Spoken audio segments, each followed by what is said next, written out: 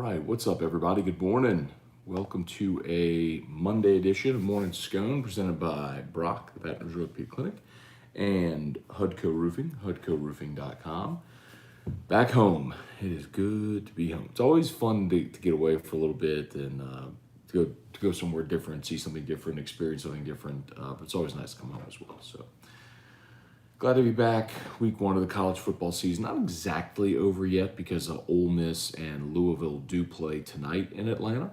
So we have one more game on the college football weekend, but love the opening weekend of college football. When you think about it, man, we started back on Thursday with Ohio State and Minnesota on Thursday, and then you had the Friday games as well, which led into the full slate Saturday last night. A really good game of Florida State and Notre Dame that went into overtime.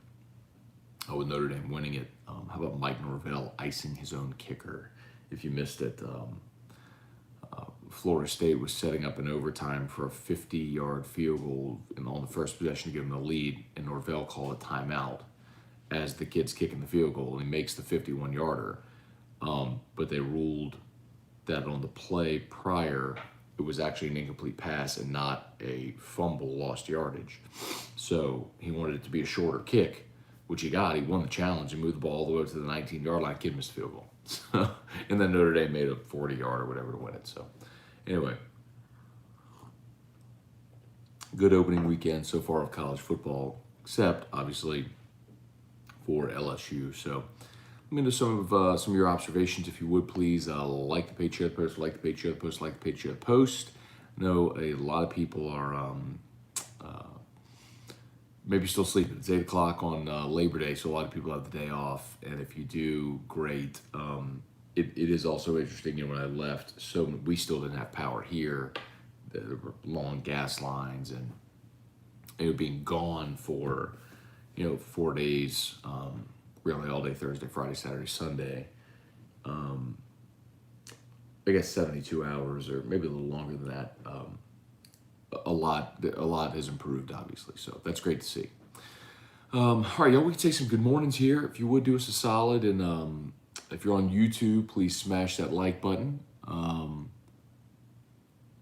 we having trouble there? Let me share this out there, sorry.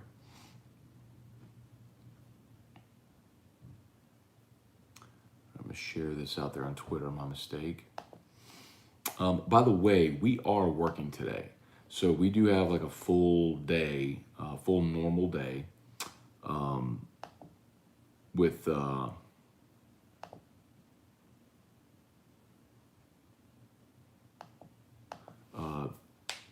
I'm gonna get up to the studio and do Locked on LSU and then AFR at 3. So candidly, the last 2 weeks for Locked on LSU were not very good. Because I only did like 2 episodes each of the last 2 weeks. I hurt my back 2 weeks ago, and that threw me off. And then last week with the storm, I only was able to do 2 episodes because our schedules are crazy. So I need to play some catch up there. And I told y'all before, like, we get paid based on downloads. So the last 2 weeks were not good for me. So if you've not yet done so and you have a podcast app on your phone, if you would just go subscribe to Locked on LSU, that would be a big help for me. So just anyway, all right, let's say some good mornings, see what y'all got. Appreciate everybody who's here with us. We'll talk some LSU. If y'all have any questions, comments, concerns, fire away. Hey, Bubba Tatum, good morning. Kerry Hughes, good morning. Coming at you hot. I'm done with Coach Ed Ogeron as a head coach. We need a play caller. Who's the best X's and O's coach in America? Lane Kiffin. So Kerry, I've been thinking about this a lot. Dale Broussard and Scott Woodward scheduling interviews yet. That's the majority of the feedback that I've been getting, is that most people are done with Ogeron. I got to decide how I'm going to do this on air today, because it's the first game of a long season. And yes, it is massively disappointing, but the fact that it's following up a year that was a total debacle. If you tried to write off 2020 as a one-off because of COVID and all that stuff, like, this doesn't help. And it's not just that you lost. I mean, sometimes you lose games. I mean, flatly. Florida State, Notre Dame last night. If you watch that game, if you're a Florida State fan, you're disappointed that you lost, but you're disappointed you lost, but the team showed dramatic improvement. I mean, they came back from down 18 to tie it in the fourth quarter, and Mackenzie Milton, what an awesome story. Him coming out, like, if you're Florida State, you feel pretty good, man. Like, not that you feel like your program is at least heading in the right direction. If you're LSU, you can't say that. I mean, you got bullied on both lines of scrimmage by UCLA. Like, that's bad. I mean, we all spent all this time hyping up LSU's defensive line, and they were bad. So, I guess my point is, like, I've never been fire the coach guy. But after LSU lost to Wisconsin in 2016, I wrote a column for Gridiron Now at the time, and I said it on air. I said, LSU will never win another championship under Les Miles. It was done. Because at that point, when you lost that game to Wisconsin with that team, and remember in 2016, you had all those guys came back. Tre'Davious White came back. Kendall Beckwith came back. You had that amazing junior class with Fournette, Jamal Adams, and Malachi Dupree, like Davin Gotcha, like all those guys were juniors. Like, that was your squad. And you lost to Wisconsin, and you knew you were going to get gutted for the next year, and so we knew what was going to follow. But I said, look, Les is never going to win anything of significance again. And it wasn't fire the coach. It was just, look, they're done. Like, they're not, as long as he's here, they're just not going to win anything significant. And I absolutely feel the same now with that Ogeron. I'll probably say something of the sort on air today. I don't know that I'll go full on fire the coach, because I don't think they're going to fire him right now. But for those that have that concern like Carrie, it's legitimate. Daniel Cass, David Wallace, Tony Williams, Dustin Cruel, good morning. Brandon Scott, cannot wait for the show open today. Get popcorn ready. Hey, Deborah Russell, good morning. Great to see you yesterday and on the trip. Tony Williams, good morning. Daniel Cass, would surprise you if Emory transfers? No, I mean, it's the transfer portal season. I mean, it wouldn't surprise me if anybody transferred in this era. It's just what it is, you know?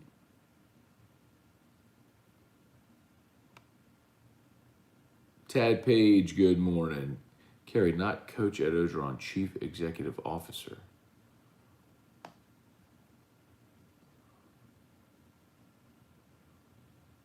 Oh, got it.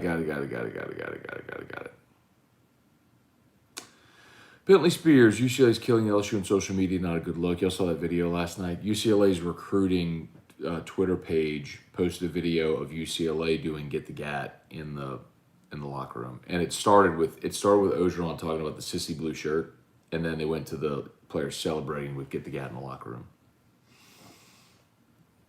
Made your bed. Lance Richard, sucks to look forward to opening day for so long, then Saturday night happens and all hope is lost already. Well, it depends on what you define as hope is lost, Lance. I said for 8 months, this is not a championship team and wasn't going to be a championship team. I never believed this was going to be a championship team. I said that over and over and over again. I thought this was a team that could build toward next year being a championship team, which I think it still could be. And I could lay that out for you. Maybe I will. But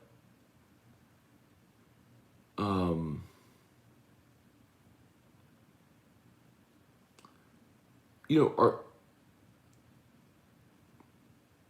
are there still nice wins to be had and progress that can be shown? Yeah, absolutely. But you could similarly see things go the other way. Look, they're going to beat McNeese and they're going to beat Central Michigan, and then they're going to go to Mississippi State. And they can beat Mississippi State on the road. Absolutely they can. They could also lose that game if they play like they did the other day. But then it gets hairy, man, because that's when you go, okay, you go Auburn, which is a winnable game, but based on what we saw on Saturday, it's also very losable. Then you go to Kentucky, and y'all, I'm going to tell y'all, this is the one right now. I've been saying this all offseason, and no one wants to listen to this. No one wants to hear this. But Kentucky is the team on LSU's schedule that most closely resembles UCLA. They have a big, mean, physical, veteran offensive line and 2 really good running backs. They got Kavasier Smoke back there, another offensive weapon. They got Wandale Robinson, who transferred in from Nebraska. And they might actually have a pulse in a passing game with Will Levis. Remains to be seen, but they may. And defensively, they're a very veteran team. UCLA didn't have a ton of studs on defense, but they started 11 seniors on defense, and Kentucky is very similar. So I'm telling you, and you got to go on the road, and that's right between Auburn and Florida, and it's a place where LSU traditionally has not played well. I'm telling you, nobody wants to hear it, but that Kentucky game scares me. And if you go Kentucky, and then Florida, and then at Ole Miss, and then Bama, I mean, that could be the pivotal stretch where you go, do you even want to play out the string? We'll see. Let's see. Trivia Carter, good morning. Whoops, sorry. Tim Gotro, Spurs, morning Matt, need a day to recover from Saturday night. We know we had challenges on the O-line, but I was shocked to see the D-line get owned. I think a lot of people were. I thought, look, Spurs, we knew that's where the game was going to be won or lost because that was good on good. And it apparently ended up like good on me. And that's a giant concern because if your lines of scrimmage are that bad, like Kentucky's better than you on the line of scrimmage, Florida's better than you on the line of scrimmage, Bama's better than you on the line of scrimmage, A&M's better than you on the line of scrimmage. I mean, that's 4 games right there where I go, all right, you could lose all those. That's not even mentioning Ole Miss and Auburn. I think Auburn's defensive line probably is better than LSU. Jesse Brown, morning Matt, bummed about LSU. My observations that it looked like last season. Does that mean Coach O is officially on the hot seat? Jesse, Coach O was officially on the hot seat. I mean, officially, whatever, before the season started. I mean, it's funny how many times that I'll say things before it actually resonates, but I'll say the things that I've said again. Every athletic director wants to make a legacy hire, and that's a head coach. Scott Woodward wants to hire a head football coach. Scott Woodward does not like Ed Ogeron shenanigans, being photographed in bed with a woman or shirtless running down the beach or around town in LA with a woman. Look, to each their own their personal life, but you also got to understand what and who you represent. Last year was a disaster, and you throw on it all the Title IX stuff. He was already on the hot seat, and so I mean I've said this all off season. They lose 7. They go 7-5. He's done. Like 9-3 was his benchmark to feel safe. 8-4, you are teetering. 9-3 or 7-5, he's gone. So he's got to have a dramatic turnaround. I mean, I will say that as definitively on the record as I've said it for months and months. If they go 7-5, Ed Ogeron is gone. Josh Giraldo, it's clear just because you return your O-line doesn't translate to them being good all of a sudden. That was brutal. Hopefully week 1-2 learning curve is significant. Josh, that's a line I've said all year. Just because you return everyone doesn't mean you're better. Just because you return everyone from a bad team doesn't mean you're better. Trivia, if they wrap up Title IX before the end of the season, could Hugh Freeze be possible? I don't think so. I just don't think they're going to walk down that road. Dale Broussard, what an expensive, disappointing trip I just took. Well, Dale, hopefully you enjoyed the trip. Because I did. I loved going out to LA. Got to see some friends out there. My dad got to go on the trip. Got to hang out with Russ Mitchell. Got to meet his family. I mean, LA was fantastic. I mean, I had a great time on the trip. The tailgate party on Saturday was so much fun. The game just sucked. It was the same thing with Wisconsin. Same thing with the Green Bay trip. The trip was amazing. And then the game started. Brad David, that was a great post-game show with Russ Mitchell and live audience questions. Well done. So, Brad, we've done that now for, this is the 5th season we've done Whiskey and Wine. It was me and Jordy Collada for the first 4 years. Jordy's obviously no longer at Garrity, so it's going to be me and Rohan Davey. But Immediately when the game ends, it'll be me and Roe from Don Juan Cigar Bar starting this Saturday. So hopefully they'll join us. Trivia, let's see. Oh, Marcus Freeman, his defense looked great, except they gave up 38 points. Blew an 18-point fourth quarter lead. Eric Wilderauder, morning, Matt. How much O-line blame do you assign to play calling? Seems like we did nothing to make them off balance, like running some screens, changing snap cadence, super quick snaps, etc. Okay, Eric, I think that's a very fair point. When your offensive line isn't playing well, there are things you can do to try to protect them. They didn't do that yet on Saturday, for sure. And I think the screen game, which was such a big part of 2019, and I only bring that up because Ogeron is the one who said, I want to go back to the Joe Brady offense 2019. The screen game and throw to the running backs was such a huge part. I mean, Clyde had 55, 57 receptions, whatever it was that season. And you didn't throw to your running backs at all in this game. So, big part of that's personnel. But play calling also. I mean, we talk like you could be so hype on Jake Peets, but it's the first time the guy's ever called plays in the game. Trivia, where my True Bucks? You know who to ask for that, and it ain't me. Spurge, I agree. Where was the up-tempo game? Josh Sibley, what's up, Josh? Morning, Matt. Still can't get the Facebook link to work. I wonder if you have like a some type of firewall or block up, Josh. I don't know. People over on Facebook seem to be doing fine. We got 113 people watching on Facebook, and 40 on YouTube. So Facebook, just boat racing YouTube today. What's up, Facebook? How about you showing up big today? Yes, sir. Please like the page, share the post on Facebook. If you're there on YouTube, do us a favor and smash that like button. We appreciate it. Let's see, Steve Scott, Matt, good morning. I agree. Florida State never quit. Great game to watch. It was a lot of fun. Chris Maggio, what's up, Chris Maggio? Slee Sue, greetings from LSU. Andrew Brister, Kiffin, laughing face emoji thoughts. Kiffin is, in my opinion, the best offensive coach in the country. I would love to have him as LSU's head coach. I think for a lot of the same reasons LSU did not hire Kevin O'Sullivan to be their baseball coach would be the same roadblocks they might run into with Lane Kiffin. Charlie Cavell, Clark Tiger Davis, Scott Fields, good morning. Brant Roban, morning Scone. Willing to see what the team looks like in a few weeks once SEC play starts. Maybe inevitable by this point, but maybe the stuff can be fixed by then. The talent is there. Well, let me address the talent part, Brant, excuse me. There is some talent on this team. Like Derek Stingley is a talented guy. Elias Ricks is a talented guy. Keyshawn Butte is a talented guy. But where you lost that game was at the line of scrimmage, and that's not going to get any better. I mean, you have guys that are experienced starters on both sides of the line, and you got bullied by a better team. Like, you don't just get more physical. You don't just get better in that respect. So I disagree with you there. I mean, do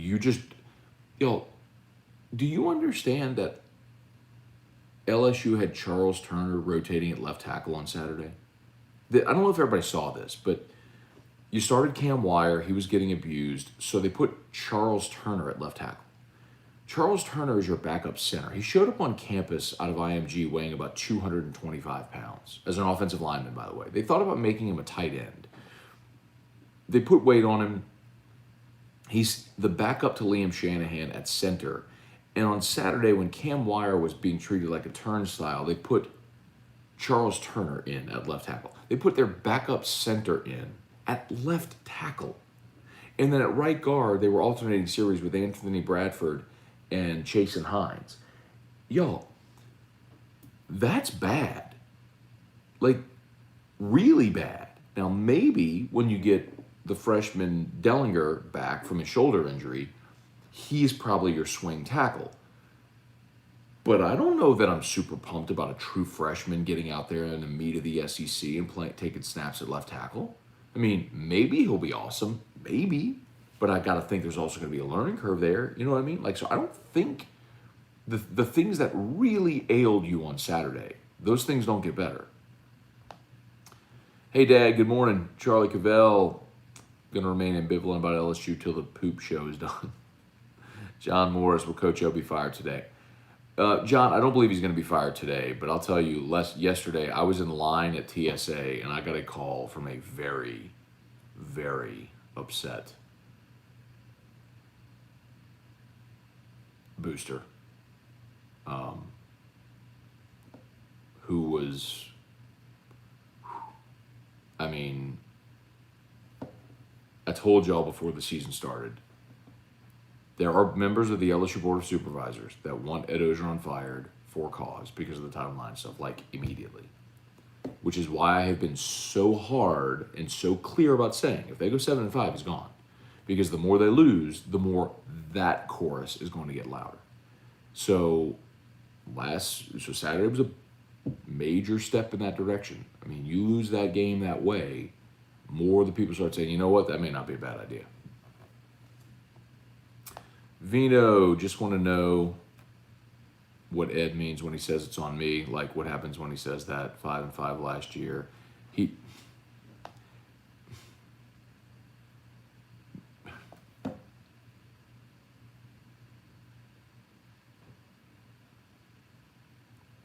I mean, I've listened to him so much over the years now. I know exactly what to say.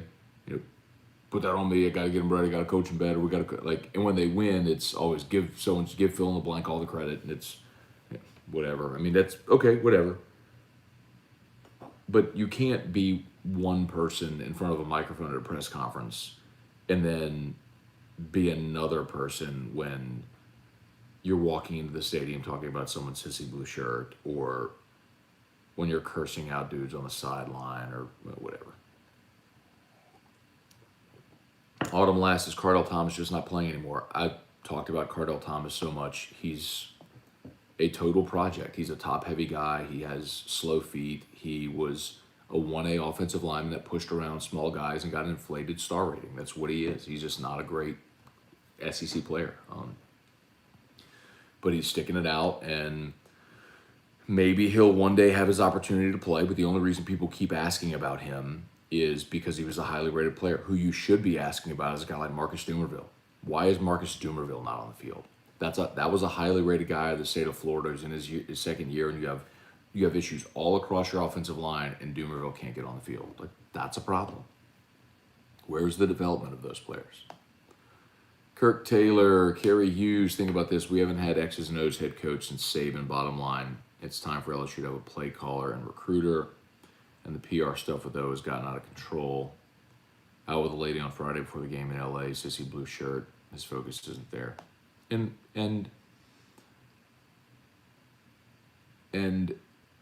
Woodward knows it and hates it. I mean, it's just true.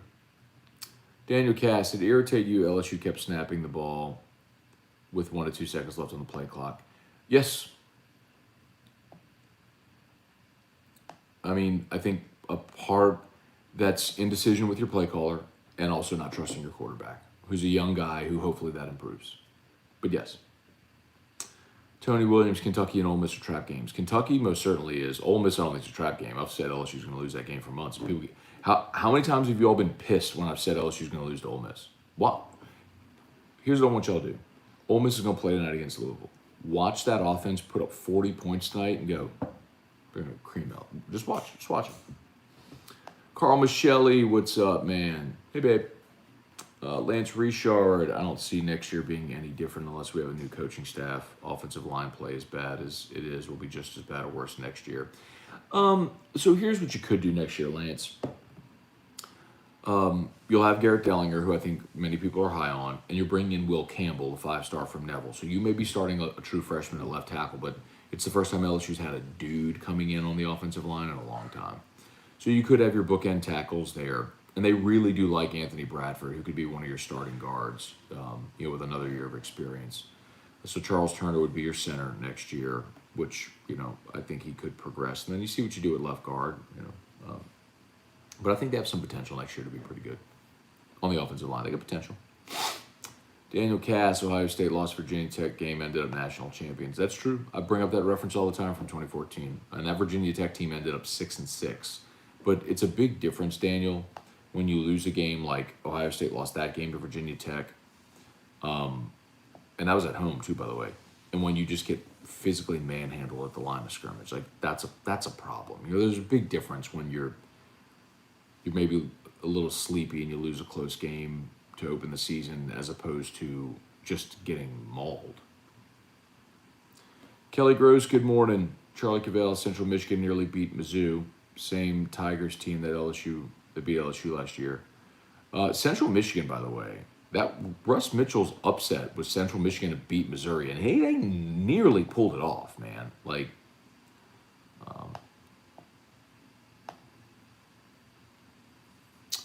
let's see, where are we? So I'm gonna jump back here into YouTube. Let's see, Brown Bear 765, with all the negative going on, the one shining light for me, at least, is I got my girlfriend's dad's blessing to propose next month. Don't let her know, Brown Bear, but congrats. Dave Vendura, good morning. Shame we lost. The story of the weekend was comeback by Milton and FSU. Incredible story. That really, Mackenzie Milton was the quarterback at UCF that had the really severe leg injury. They didn't know if he'd walk again, or certainly didn't think he'd play again. He was out there yesterday for Florida State, which was a really cool story. Hey, babe. I did. No. I got a glass out of it.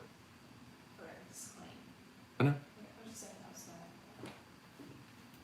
As someone who had to evacuate and still trapped in Houston, I don't have the energy to get angry about Saturday night's poop show. I really need a good Scone rant today on AFR. Tim, it's probably good. I was going to try to be tempered and measured, but I'll probably get a good rant going. Trivia, based on what you saw, find me 8 wins. I could probably do it. They'll win the next 2 games. I think they could absolutely beat Mississippi State, which puts them at 3. They've really done well against Auburn over the years, and I think this is going to be a struggle bus year for Auburn. And Auburn did lose 2 starting defensive linemen who transferred to Florida, incidentally. I just don't trust Bo Nix as your starting quarterback in that game's in Baton Rouge. So I think you can beat Auburn. That's 4. I think Kentucky is a gigantic challenge, but is it a winnable game? Sure. 5. I think you probably lose to Florida. I think you lose to Ole Miss. I think you lose to Bama. You could beat Arkansas, that puts you at 6. ULM is 7, and then Texas A&M. I think you lose 2. I think they put you at 7 and 5. But I really think you're gonna have to. If you're gonna get to 8, you're gonna have to pull an upset somewhere. Like, you're gonna have to make sure that you beat Auburn and Florida, or Auburn and A&M. I mean, you're gonna have to win one of those games that maybe we think you're not gonna win. Let's see, Jesse, Matt, I understand what you said. I'm not a fire the coach guy either, but if things go south, do you see Coach O getting fired in the season? Maybe. I wouldn't put anything. But more than anything, Jesse, what I would say is, look, I mean, I can't believe after one game I'm searching buyouts, but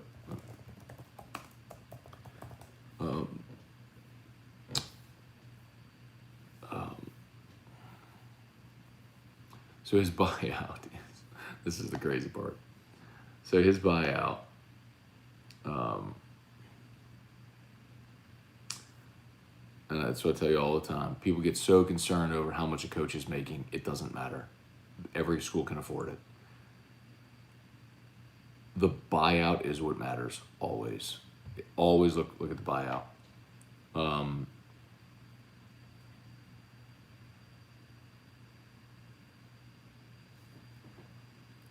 million.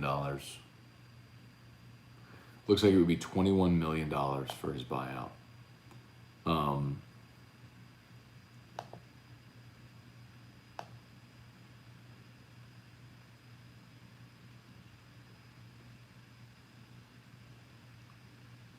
All right, so you got a 6-year, $42 million deal.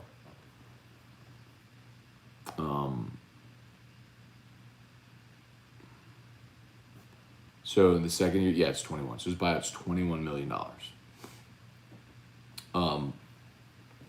That's why I don't think they would fire him for anything performance-based. They are going,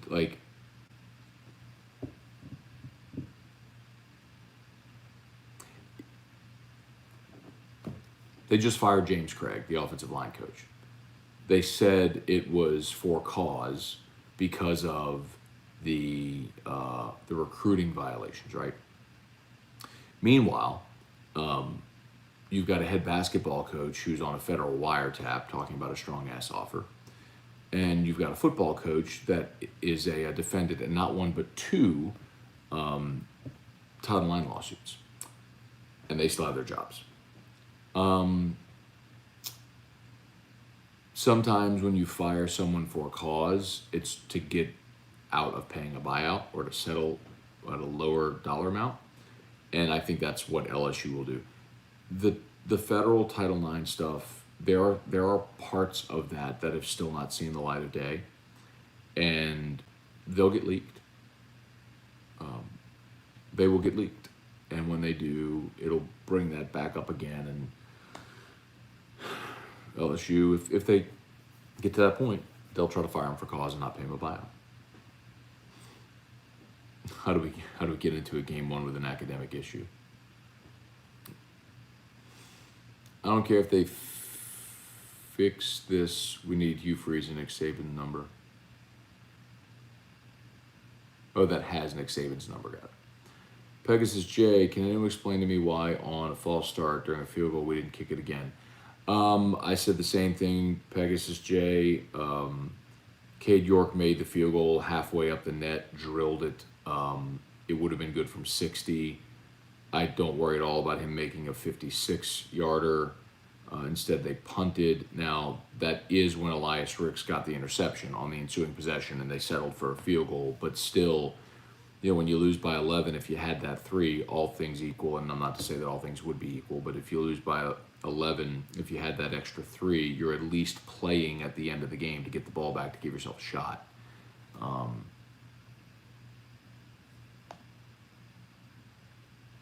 I agree. I think it was a poor decision. Omar Ponciano, same results from 2020 with different assistant coaches, with the remaining variable being Ogeron. He's completely disconnected. It seems preoccupied with chasing blondes. Part of it. Josh Sibley, where's Cardell? Talked about him. Brad David, were you surprised Ed did not have confidence to kick the long field goal? Yep. Trivia, 3-4 defense would have done much better. Yep.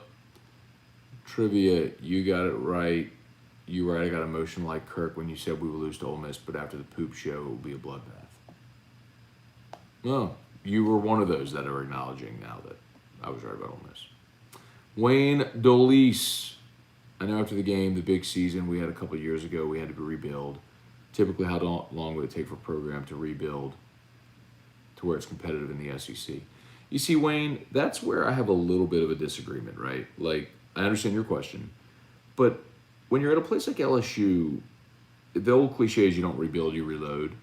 I'm not saying you have to be a championship team every year. Like it's not, unless if you're Alabama, it's not realistic that you're going to be a national championship contender every year. But you can't be 5-5. You can't get the crap kicked out of you by UCLA. That's the kind of thing that really bothers me. That's the thing that's really concerning. By the way, 55 watching, only 18 likes there on YouTube. Please take a second, smash that like button, man. Smash the like, as the YouTubers say. If you're watching on YouTube and you have the live chat on mobile, X out of the live chat. You'll see a little thumbs up, hit the thumbs up, and then come right back to the live chat. So you won't miss your spot or anything like that. But please smash that like button. We appreciate it. And on Facebook, please like the page, share the post. Tell he rocks you slipping with my Drew Bucks. Got it. Eric, if we can't owe mid-season, who would be interim? Like I said last year when I said, maybe the one time in my career I've said fire the coach was last year with Bo Pelini mid-season. And I said, listen, if you want to salvage anything on this year, it was after they lost to Auburn. And I didn't necessarily even say fire the coach. What I said was definitively, look, Bo Pelini's not going to be back next year. Why wait? Let him go now, promote Corey Raymond. If you want to save anything from this season, the one thing I guarantee you is that those kids will play hard for Corey Raymond. Like, I know that. I don't know that you'd make Corey Raymond the interim head coach, but if you wanted them to play hard, they would for him. Apollo Balboa, 1985. Breaking news, Coach O is canceled by Raising Cane's.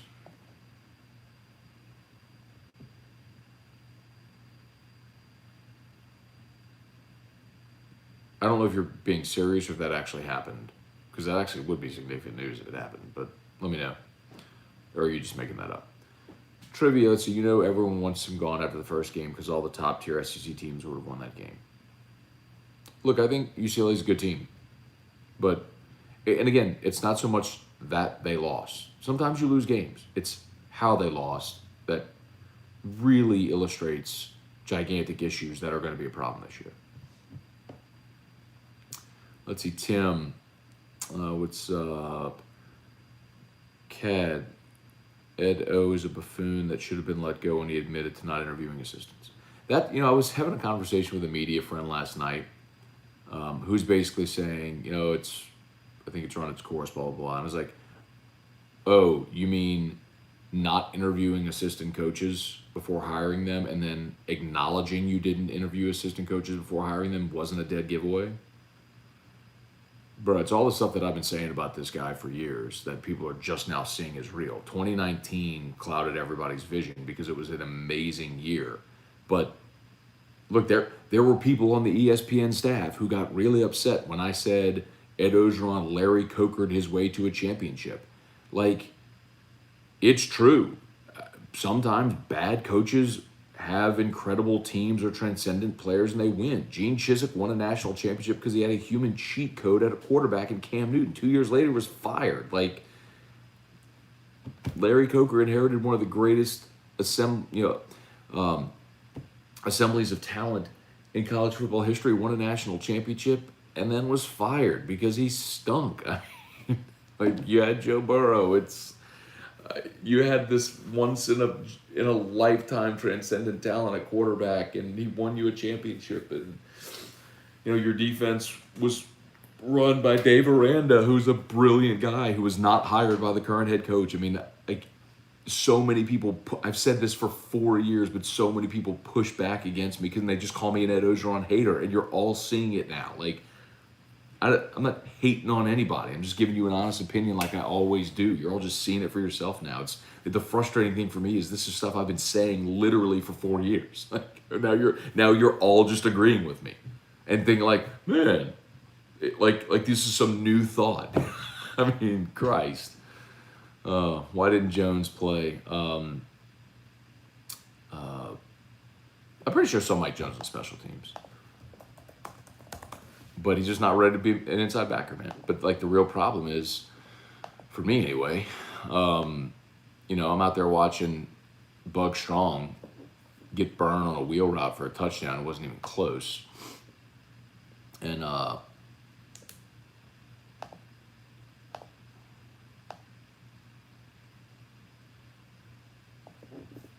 was Derek Davis. Let me look at the participation report to see if he even played. I thought I saw Mike Jones on special teams. Maybe he didn't play special teams.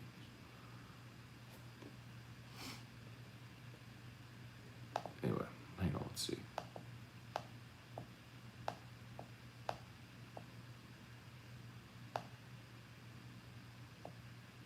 Let's see if Mike Jones got the game.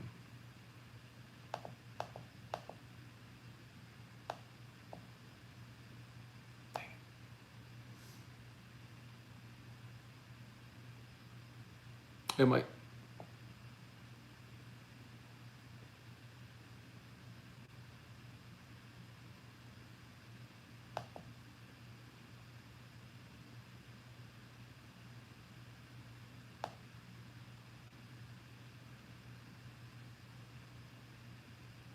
That's just like listing the whole roster. That's not right.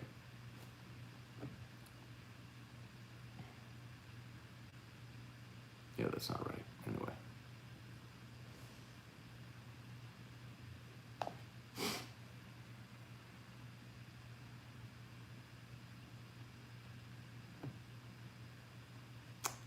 Dang, it's all messed up.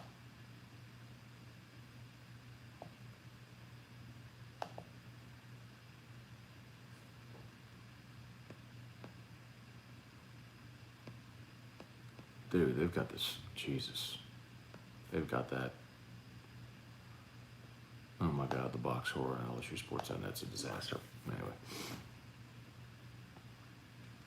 John Morris, if Coach O gets fired, who's next? Jimbo? I would have said Jimbo is a real possibility until A&M just gave him an extension. Randy Dabdoob, definition of insanity. Daniel Cass, if you read the whole, did you read the Hush Blackwell report? I did. I would recommend anybody else do it too. Jared Oakwin, I think a lot, and there's more by the way that's never seen the light of day. Because remember, Hush Blackwell didn't have subpoena power.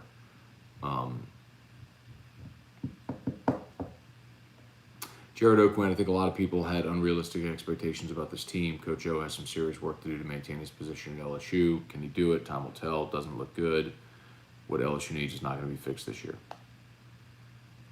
How does LSU not have running backs and linebackers? Great question. Carl, even though LSU lost, it had to be a great trip, especially going to the famous Rose Bowl, pretty place. It was cool to go to a game at the Rose Bowl. The energy in the stadium was non-existent. It's just not they just don't care as much there. It's just the reality. Good for UCLA, though. Nice win for that program. How bad does it have to get for midseason fire? Remember, midseason firing, you're probably talking more about something that's going to lean on performance, and that's buyout. And I don't think they're going to pay that buyout. Lon Hamilton, what's up? Good morning, Michael Cook. Good morning, Dustin Cruel. Are the players mostly guys were attracted from the Natty season? I think you always leverage that, but remember, like LSU is always going to recruit well. It always has. And it will, whoever's the next coach as well. Shout out to Brock, y'all, Baton Rouge Orthopedic Clinic, Hudco Roofing. If you're on Facebook, both are tagged in the post. And I'll continue to remind you that if you are, in fact, in need of roofing post Hurricane Ida, definitely happy to help you all out. What I would recommend anybody do, go to the website, hudcoroofing.com, hudcoroofing.com. There's a Hurricane Ida button at the very top of the page. Click that, fill out that form. That's how you get in our system. You can call, but I'm telling you, you are in a log jam of calls where, don't call. I'll just tell you flat, don't call, go to the website, hudcoroofing.com.